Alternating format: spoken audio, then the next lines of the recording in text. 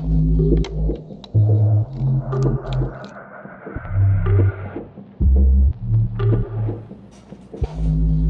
guys, Type A here, and today I would like to show you guys how you can make this sound in Harmor.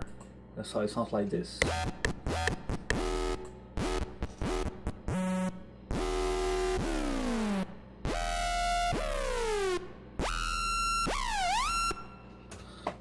Let's hear it one more time.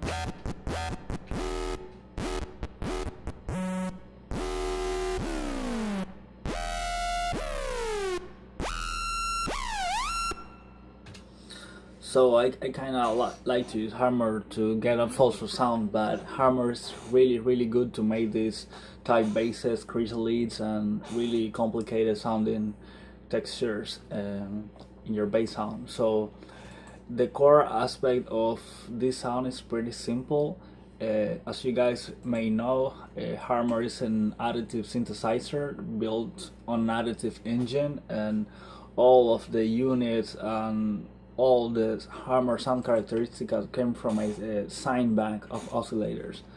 And so I'm going to walk you how I make this sound. This is only one instance, there's no post-processing except for a reverb that I put on a send channel, but that's it for the sound. So let's begin by opening up a new Harmor and select it's already the default preset, but let's make sure it is, and select the default preset. And when we start Harmor, there's a sawtooth waveform, and for this sound we want to make it into a sine wave. So go here to the timbre 1 harmonic level just by clicking on the initial waveform here, and zoom in and just lift the fundamental tone of this. So it's now a sine wave. Next thing we want to do is, because you can use unison and have different control over the different voices, let's turn the unison to 2 voices with no panning, no pitch difference, and also phase set to 0. So you have 2 static voices. There's not much difference right now, but because we're dealing with Harmor and the additive engine, you can use several controls to make sure that one of the voices gets affected and the other remains intact when you start processing the unit.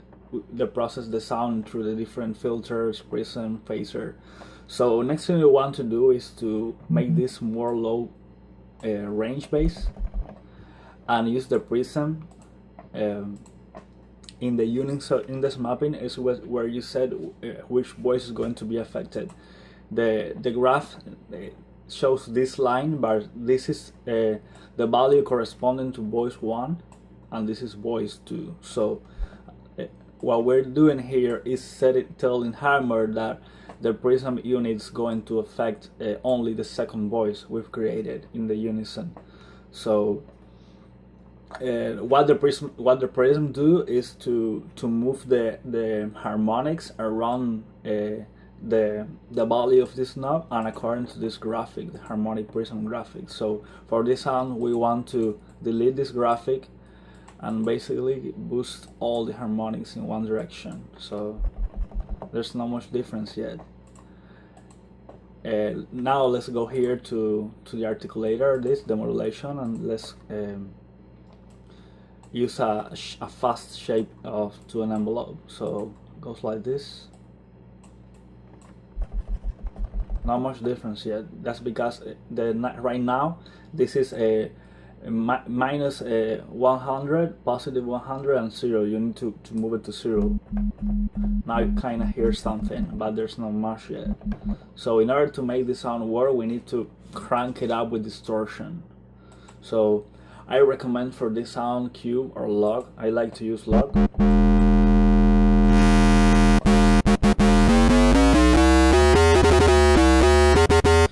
Now what we're doing with this sound is to move the harmonics of the second voice up against the lower harmonics of the first voice. So if we want to make this more evident, we can use the detune, which is kind of like, this is ratio and this is like detune of the individual partials. So as we increase it, the sound is going to be more evident.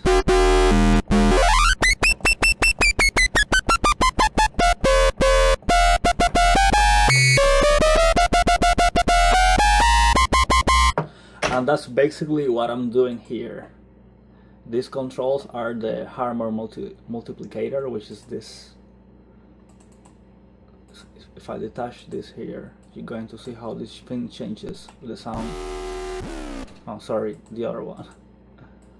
This one. From 2 to 4, almost 8. But it sounds really cool. And right now we have the tone. Let me put this in a channel.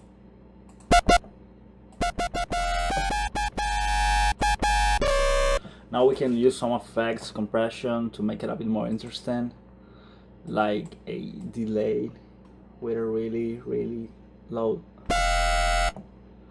bit of a chorus,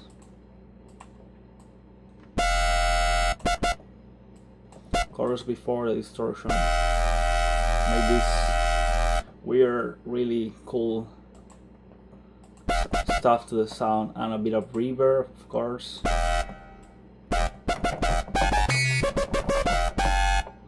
And compression. And for this sound, because it's really heavy already, I don't like to use burning but warming. With this configuration looks like this. Really metallic. So to end the sound and get this kind of modulation, the one I'm doing here,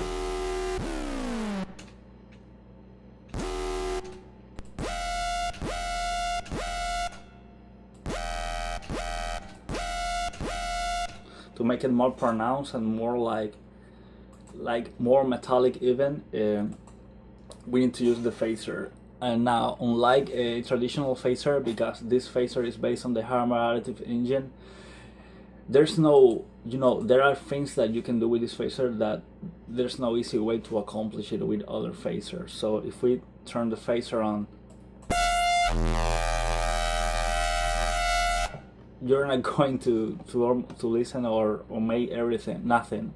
But if we start messing around with the units, like for instance the phaser offset,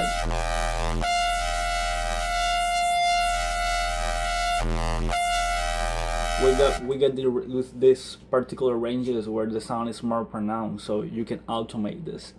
Also, the first unit is quite complex. You may notice that there are 3 different modes to make sounds using the phaser and using this unit.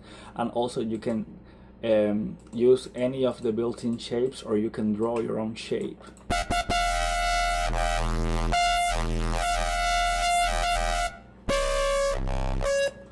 And notice if we change the mode,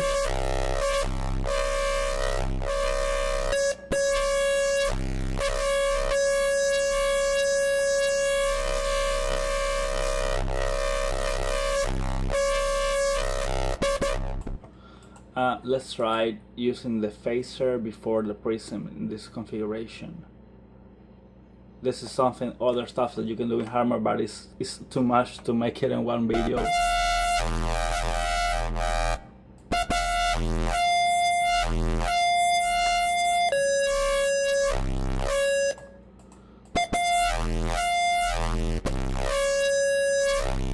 But yeah, basically looking for the ranges when it works, it's not like here is 2 alarm, type 2 alarm. So scrolling for some values, I'm going to leave you guys with this other preset. You see it's a bit different here, but basically that's it for this sound.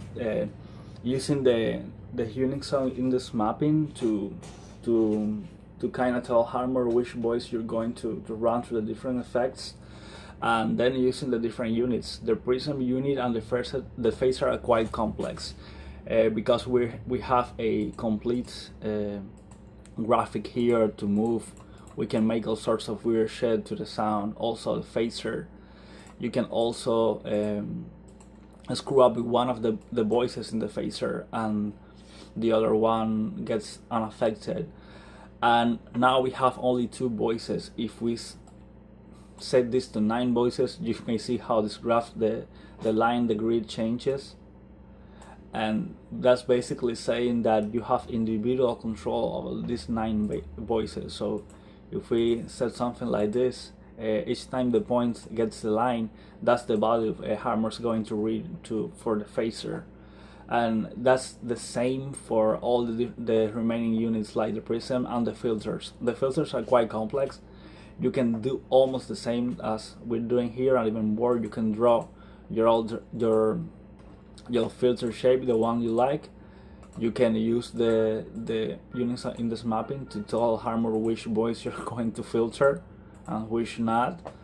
And the same for the resonance. So this whole thing is really complex, but once you start using it, and you get more used to how you make good sounds with Harmor. So it's really nice, a super cool synthesizer.